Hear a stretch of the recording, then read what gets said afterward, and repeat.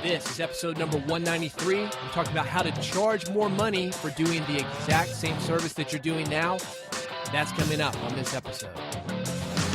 This is the Red Podcast, the marketing podcast for influencers. Rise above the noise. Expand your audience. Deliver impact. Here's your host, David Hooper. I was in Whole Foods a couple of nights ago, and as I'm walking in, a guy who looks like a musician is walking toward me. And I'm kind of checking him out because he looks familiar to me, and he's checking me out. And he kind of gives me this nod, like, yep, it's me. And I give him a nod, and I just keep on walking. And just then, I see a friend of mine who's eating dinner there, and I walk up to him, and I say, I think I just saw Steven Tyler from Aerosmith. He said, oh, yeah. Yeah, he's walking around here. It's very nice. And I told him a story about how I was in the same Whole Foods, and I was sorting my recyclables, got glass, plastic, compost, trash. And I look up because there's a guy next to me who's having the same confusion that I am. Like, where does this go? Is this trash or can I recycle this? And it's Robert Plant from Led Zeppelin.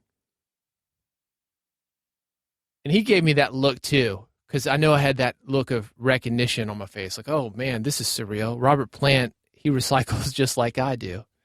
And it was like, yeah, it's me, but don't say anything. And that's what this episode is about.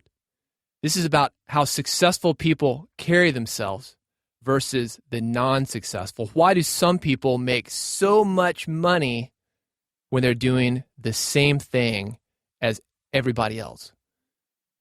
Steven Tyler, he eats at Whole Foods just like me. Robert Plant, he recycles his stuff at Whole Foods just like me.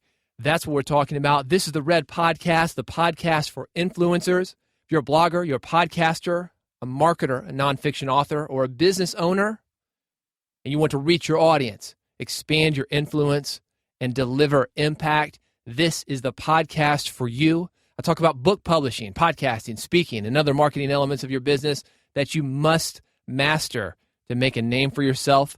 The focus is how to spread your work and make money with it.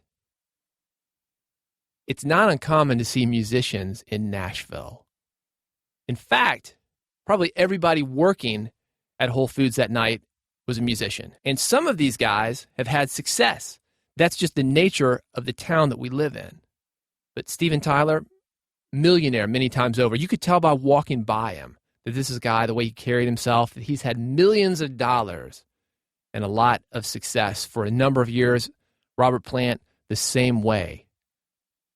So why is it that some musicians are making 20 times, 100 times, 1,000 times the money of musicians with similar skills? Why do some consultants with basically the same information make more money than other consultants? Why do some book authors sell more books? That's what this episode is about. Bottom line here is this: skill does not directly translate to money.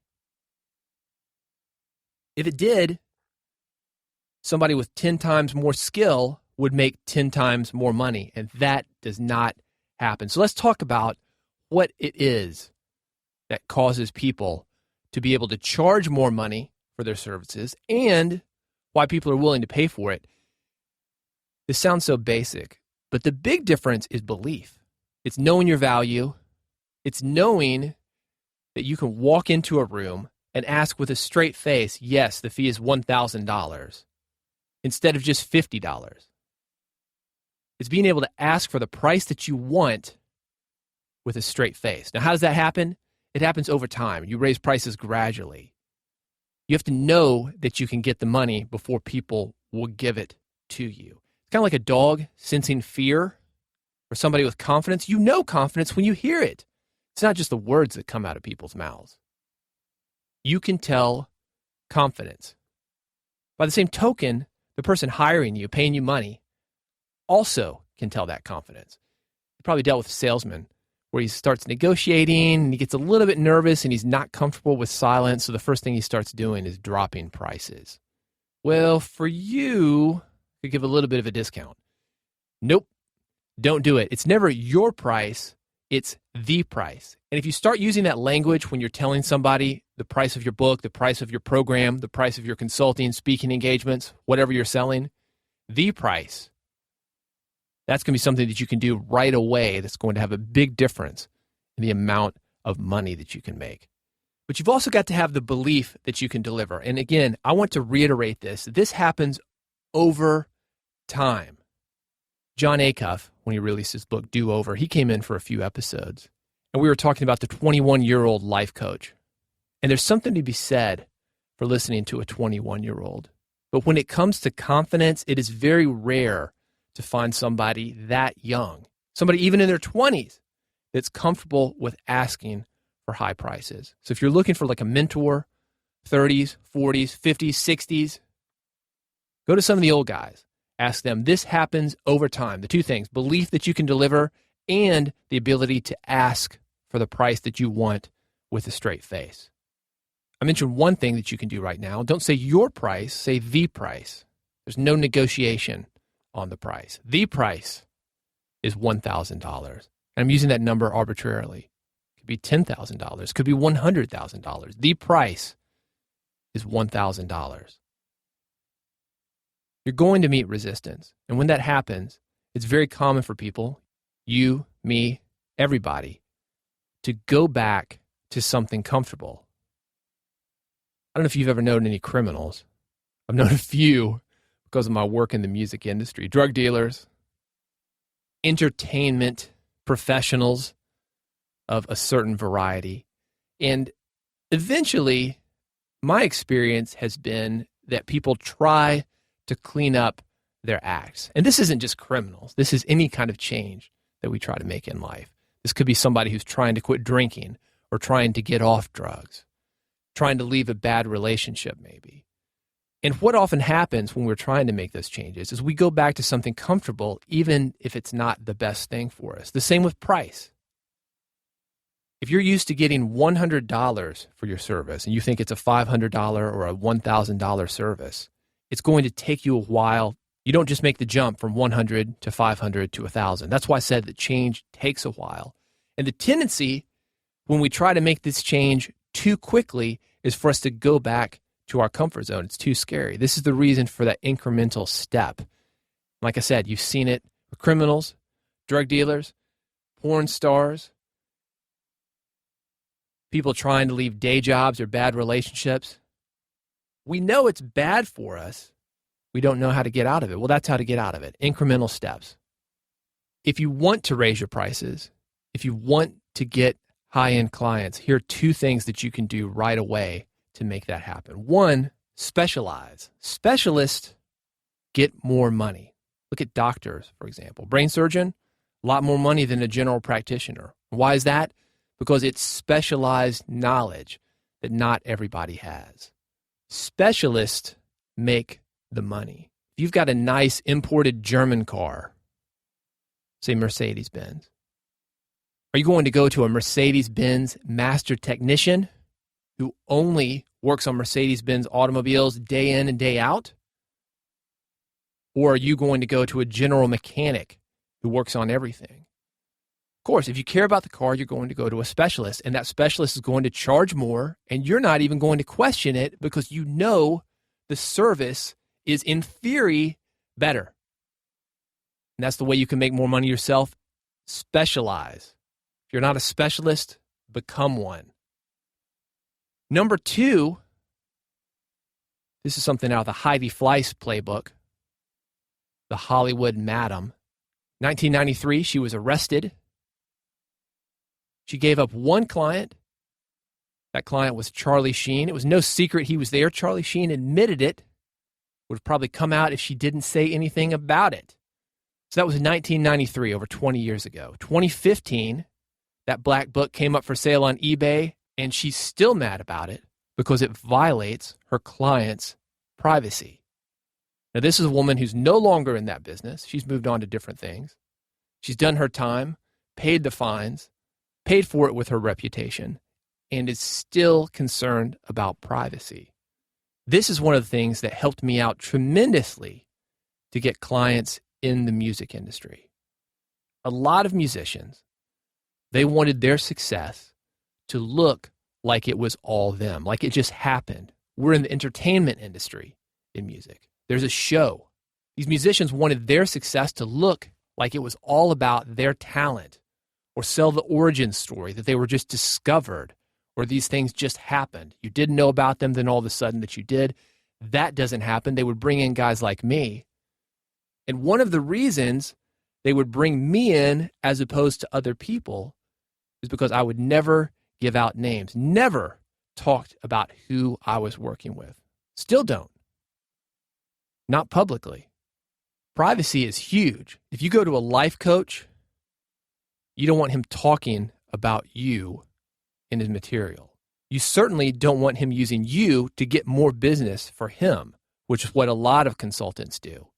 So if you're doing that, it may help you to bring in other clients, but it's not necessarily going to help you bring in the high-end clients like I'm talking about here. The high-end people, they value privacy. Think about a plastic surgeon in Beverly Hills. If you're a celebrity, somebody that people are watching, and people are watching you. You're listening to this podcast, so people are watching you. If you're going to make a decision such as plastic surgery, you're going to want to go to somebody who's going to recognize your right for privacy. Your clients, they want the same thing. Even if they're not famous, they want the same thing. Nobody needs to know that they have hired you. So the two things that you can do right now to be able to command more money: one, specialize, really specialize, and let people know that you're a specialist. You focus on one thing and you do it right. And also privacy. You honor a client's right to privacy. I want to leave you with one more thing that you can do right now to command more money. They say small hinges swing big doors. This is going to help you to get the price that you want. First of all, you've got to start with the price that you want. How much money do you want to make for the service that you're offering? How much money is your product worth? Now, here's the big idea. Look for customers who can really do something with what you're offering for the price that you want. Small hinges swing big doors. Let's take my work in the music industry. So if I had a garage band and I'm telling a garage band to do something very specific, what they can do with that technique in no way is going to compete with what a major label household artist can do with the same technique. And because of that, it's a little bit easier in my mind for me to get my head around charging more money for that advice. Part of why people don't get high-end money is because they don't have high-end clients. Somebody who is just starting out or at a lower level is not going to get the value of what you offer like somebody who is more established. Think about Adobe. They make Photoshop. If you're a student, you pay less for Photoshop than a professional graphic designer would. You could look at that as the student getting a discount, or you could flip that and you could look at it as a professional graphic designer being able to extract more value from the Photoshop software. What you offer is the exact same thing. Find the people who can extract that value from what it is that you're offering. That's how you make more money. Next episode, I went to a convention that you might be a little bit surprised that I attended, the National Religious Broadcasters Convention. It was just here in Nashville. I was there spending 2 days at the event. This was a huge event. Ted Cruz was there. Ben Carson was there. A lot of major players in the religious and conservative broadcasting industries were there. Even if you're in the secular media, and I am, you can learn a lot from it. I'm going to share that with you on the next episode. If you've got questions or comments, reach out to me. @David Hooper on Twitter is the best way to do it. redpodcast.com is the website. Go there. You can subscribe to Red Podcast and never miss an episode. One click gets you set up. If you're on iPhone, Android, or you're getting your podcast any other type of way, one click is all it takes to make sure you never miss an episode. Thank you so much for listening to Red Podcast. I appreciate you, and I'll see you on the next episode. You've been listening to Red Podcast, the marketing podcast for influencers. Never miss an episode. Subscribe now with your iPhone, Android, or via RSS at redpodcast.com.